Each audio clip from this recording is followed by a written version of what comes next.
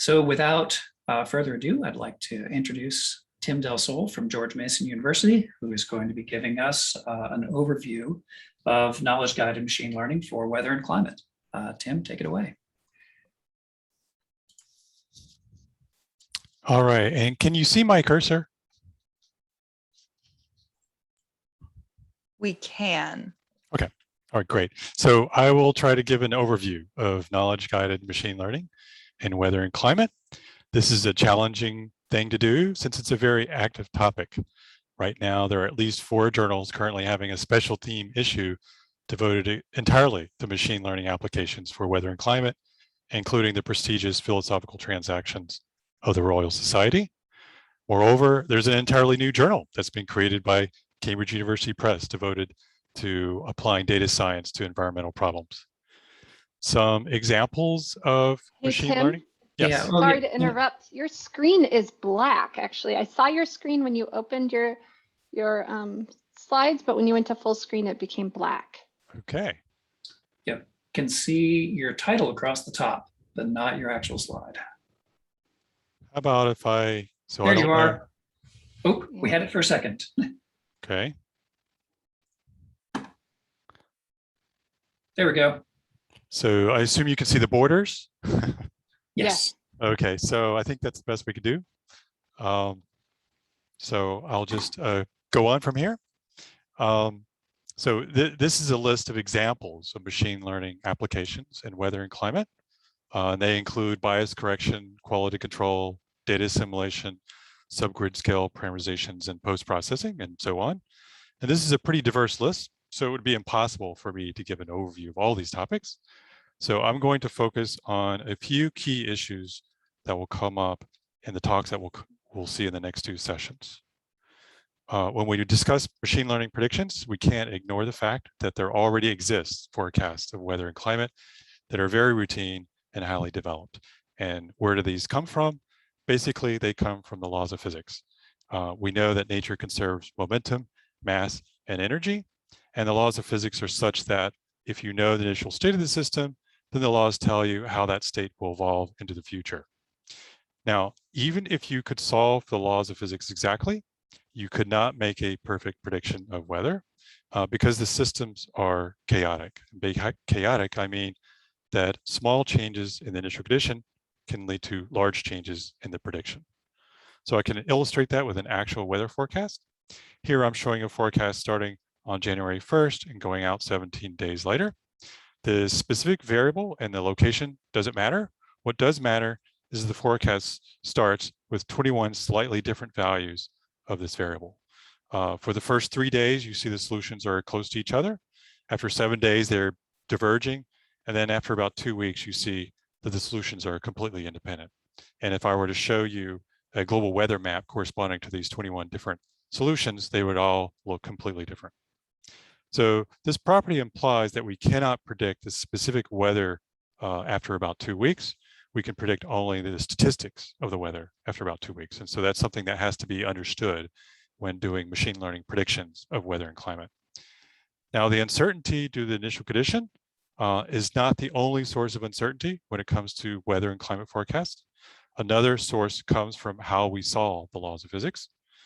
When the laws of physics are expressed for fluids, they lead to a system of partial differential equations, which I've indicated here. I'm not going to go through those symbols. What's important is these are nonlinear partial differential equations, and they cannot be solved analytically. And so what we do is we solve them on a computer. For instance, we can discretize the globe into grid boxes and then use numerical differencing techniques to solve the PDEs. The more boxes you have, the more computational power that you need. And under current resources, we cannot make the boxes small enough to resolve all the processes relevant to weather and climate.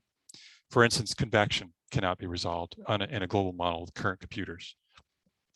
Now, a weather prediction that can't include rain is pretty useless. So we can't ignore these processes. So therefore, we parameterize them in terms of the resolved grid. However, there is no completely rigorous way to parameterize subgrid scale processes. The problem is that the fluid dynamical equations are nonlinear, so solving for the statistics leads to a closure problem. And I can illustrate that schematically here, where the variable u is a state variable, and its time derivative depends on linear terms and some nonlinear terms. And then when you derive the equation for the first moments, you get a term that depends on the second moments because of these nonlinear terms. And then when you derive an equation for the second moments, you find that depends on the third moments, and so forth. And so what happens is you get an infinite hierarchy of moment equations that never close. This is called the turbulence problem, or I'm sorry, the closure problem in turbulence. And some physicists call this the greatest unsolved problem in classical physics. So since there's no rigorous framework for deriving subgrid scale parameterizations, different people make different assumptions in these parameterizations.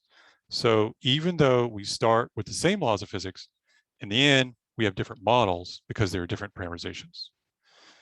There are many parameterizations in a single global model, and each one involves empirical parameters. And typically, by the time we have introduced the empirical parameters, almost every physical and mathematical constraint that we know has been used. So this is a great area for knowledge-guided machine learning because all of our knowledge has been exploited at this point before we've introduced these parameters. However, these physics-based models are expensive to run. So we can't do backpropagation or make a lot of runs that are customary in machine learning. Instead, we need to use machine learning to develop efficient methods for estimating parameters using a limited number of runs. So there's quite a literature on how to do this. Many methods have been proposed. One recent method that's been proposed is the ensemble common filter. And on the left side, I'm showing a figure from Schneider et al. In a paper titled Earth System Modeling 2.0, which I highly recommend. And it shows the result of applying the common filter to tune 4 parameters in the Lorenz 96 model. So this model has about 400 variables, which is much less than an Earth system model.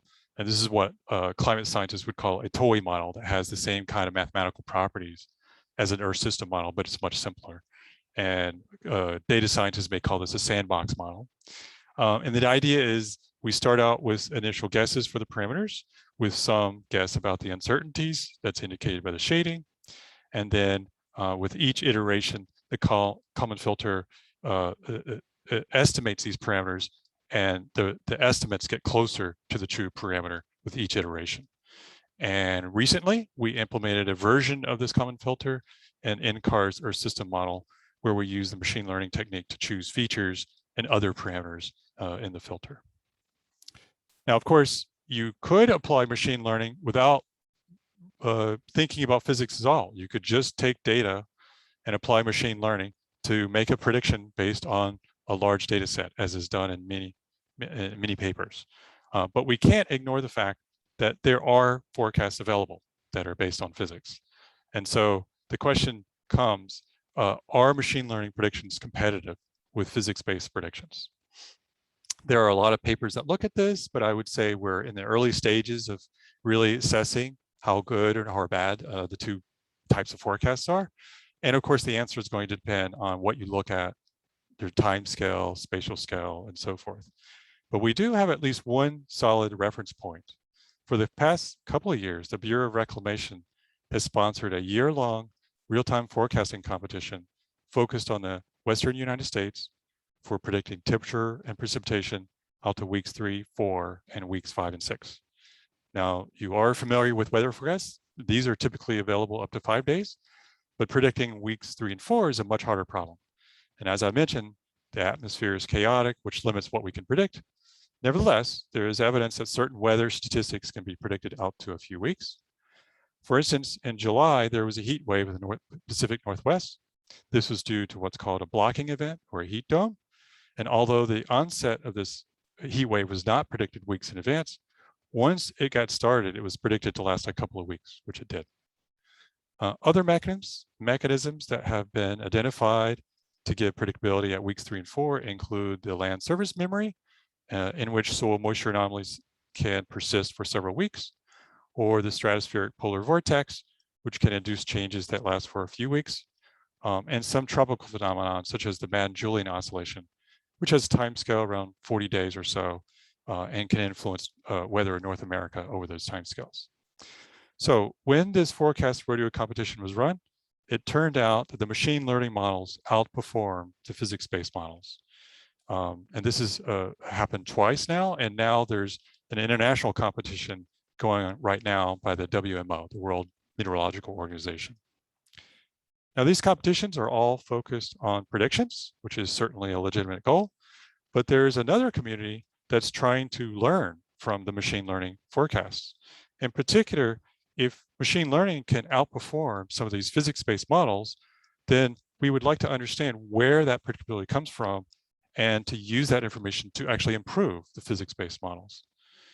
So the problem with that goal, though, is that machine learning is notoriously difficult to interpret. There's a huge literature on this topic. Some call this explainable AI. One strategy is to identify important predictors using things like permutation feature importance, saliency maps, and just examining the lasso coefficients. Another approach is to use layer-wise relevance propagation, which will be mentioned in a talk in this session, shapely values, and another approach, using something called predictable component analysis, which will be used in the next, or will be discussed in the next section. The problem is that all of these methods have certain pitfalls. One problem is that the machine learning models have noisy gradients between the input and output, which makes them very difficult to interpret. And also, features in weather and climate often are highly correlated, which creates difficulties for interpretation. So to illustrate that, I'm showing an example here in which I predict just one pattern over the US. And the idea is that convective anomalies in the tropics excite Rossby waves that propagate and imprint a dipole pattern over the United States that can persist for weeks to months. And so we can use machine learning techniques to predict the time series of this pattern. And since the pattern is believed to be excited by these convective anomalies, which are tied to the ocean temperatures, we can use ocean temperatures as a predictor. And so what I'm showing here are the regression coefficients obtained from 3 different methods. And the first one has a large scale structure for these regression coefficients with negative loadings over most of the Pacific and positive loadings over the Western basin. And climate scientists would look at this and call this a La Nina type pattern. A second one is a very spotty pattern where almost everything is set to 0 except for a few isolated grid points.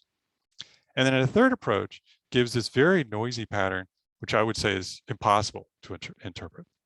Now, despite the fact that these regression coefficients look completely different, they give almost exactly the same prediction. What I'm showing this row here up above each figure is the correlation between the prediction based on these coefficients and the Nino 3.4 index, which is the average SST, average ocean temperature within this box. And you see that each of those correlations are above 0.9. So that means that the predictions are nearly identical to the Nino 3.4 index, which climate scientists have known for 30 years. Yet the regression coefficients look very different. So if the goal is to gain physical insight about the source of predictability for machine learning, this is an example that shows it would be pretty hard to get that insight just looking at these coefficients. So let me return to this problem of the parameterization and mention an entirely different approach to using machine learning. And instead of splitting the globe up into a series of boxes and solving for the whole globe, you can pick one box and then simulate the process just in that box. And usually we constrain certain things in the small box based on information from the global model. But with this model, we can explicitly resolve things like clouds. And we call this a cloud resolving model. And it's not perfect. We still have to parameterize other things like certain microphysical parameters, but there are fewer parameterizations and the solutions are less sensitive to those parameterizations. So here's a snapshot from one of those simulations. And the point here is that these simulations are very realistic. This is a picture you might see outside of an airplane. So the idea then is that instead of training a machine learning on observations, we train them on these cloud resolving models.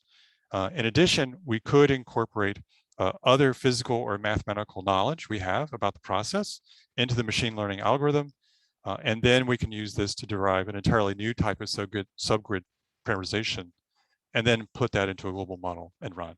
And there will be a few examples of this in the seminars today. So that's the end of my overview. I'm just going to end with the agenda for this, and I'll just stop here. Thanks. All right, thanks, Tim. I don't see any questions in Slido, but we do have the capability to have the speakers answer questions that come up later. So if you have any questions for Tim, feel free to take those offline. And then I think I will turn it over to Amy. Sure, we give it another minute or two to see whether any questions are coming in. Is there anything else you wanted to share while we're waiting for more questions, Tim? Anything in terms maybe your personal experience of machine learning and how you came about doing more machine learning? I think the thing that took a while to realize is that when I collaborate with machine learning people, you have to devote a long time to figuring out jargon and getting rid of jargon. And it can often take, hours sometimes to get past that and talk about concepts. And that's part of the process. Right. So one question came in here. Do the weather forecasts on TV use machine learning for their predictions? I don't think so. All the forecasts that are done now that I'm aware of are based on, they come from NOAA, Department of Commerce. They're pretty well vetted. Machine learning is a pretty new technology. There might be some recent applications that I'm not aware of, but it would be a slow process to bring them in because people's lives may depend on it. And so you have to have very reliable research backing up machine learning predictions. I think it's safe to say that at some point that will happen, but it probably hasn't happened yet in the mainstream ones.